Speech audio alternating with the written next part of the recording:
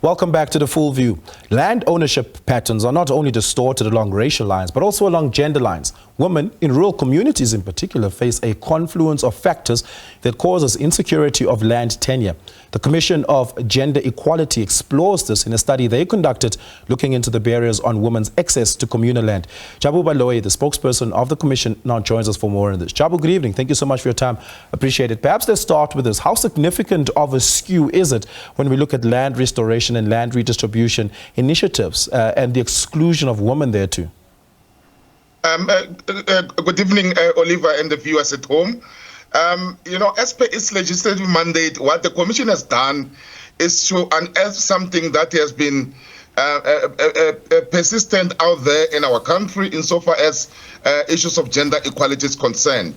As long as, we're leaving women behind when we do land allocation and land rights, then we're not moving anywhere anytime soon. Because these issues of, discriminatory elements amongst women that are supposed to be accessing land, not only that, Oliver, women that, have the potential to be doing something with the land, to farm, to grow, and also to have something to produce, to sell to the market, then those barriers exist, particularly in rural provinces like Eastern Cape, Mpumalanga, Limpopo, and here in Gauteng also. So that is it's something that, it's an indictment, and not only to those that are doing so, it's an indictment as people, as a country, and it's thanks to the Commission for Gender Equality, because this has become a topical issue.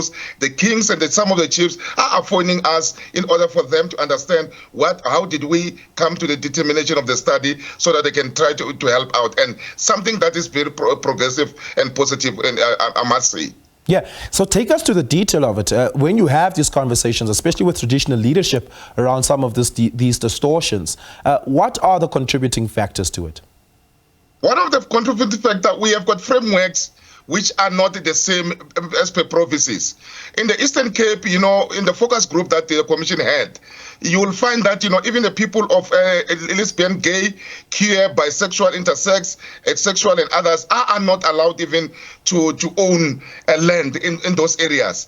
And some of them that are widowed are not allowed to own land. When you are widowed, Dixon, you are also told by some of these chiefs that, a woman cannot hold a land. The land can be bequeathed to the chief, or maybe to the son if you have got a son. Then those are the vicious circle of poverty that are being determined by some of the traditional leaders. And some of the issues is corruption, Dixon. And Masai has tend to say that at times there are sexual favors that are needed by not all of them, by some of these people in the tribal councils, so that they can give a land. And also inconsistencies in the prices when it comes to a woman. A woman wants to do something, and then you'll find that the price that is determined for the woman is more steep than the one that is determined for a man.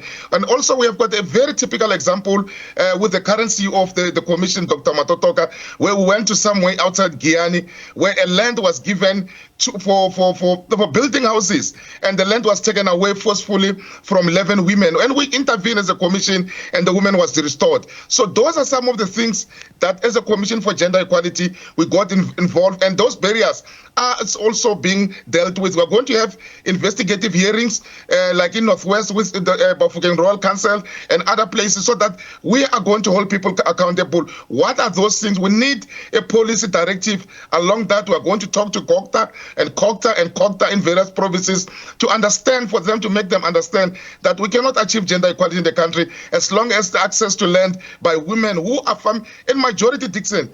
It's women who are selling by the street. You go around Johannesburg, you go to rural areas. It's women who said, I want one piece of hectare of land so that I can produce something, so that I can alleviate poverty in the household. Yet it are being hard done because of certain controls which are there. We're not saying that it's all the chiefs, but it's happening in majority in some of the studies has unearthed. Yeah. Do we see the same patterns of distortion for urban land? To some extent, yes. Even around Gauteng, the study has pointed to us that, women who want to own land, there's a lot of farm areas around Gauteng, but you look at the women who want to do, I remember the women from Ekenhof, where they're farming, even myself, that, they wanted land, they involved the Department of Agriculture, Kokta, but the land can only be leased to them. But you find out that the land is belonging to someone else who is a male in that regard. So it is the same pattern. You go to Western Cape, it is the same pattern. But what we need also, because time and again, when we talk about gender equality and we talk about women empowerment, people think that, we're talking about people in urban areas. Normally, we need to go down to the deep rural, where people who are poverty-stricken, abject poverty, can own a land of themselves. So it's countrywide, but our study was looking at those rural provinces. It's looking at and part of Gauteng to say, what is it that we need to do for women to be empowered in this regard? Yeah. Javu Baloyi, thank you so much for your time. Appreciate it. Spokesperson of the Gender Equality Commission.